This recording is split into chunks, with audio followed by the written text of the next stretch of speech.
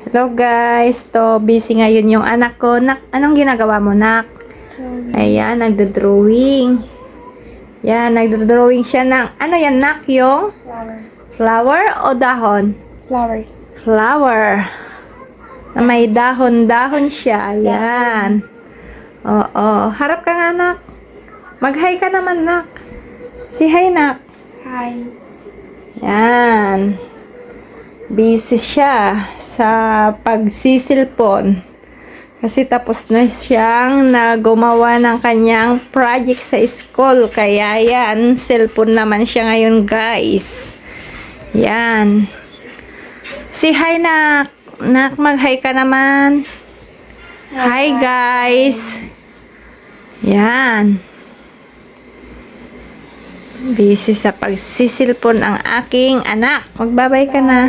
Bye. Pakita mo muna yung ano, drawing mo kung ano yan. Pakita mo muna, be. Tapos na. Okay. Tapos na yan daw ang drawing niya, guys. Bye ka na, anak. Bye.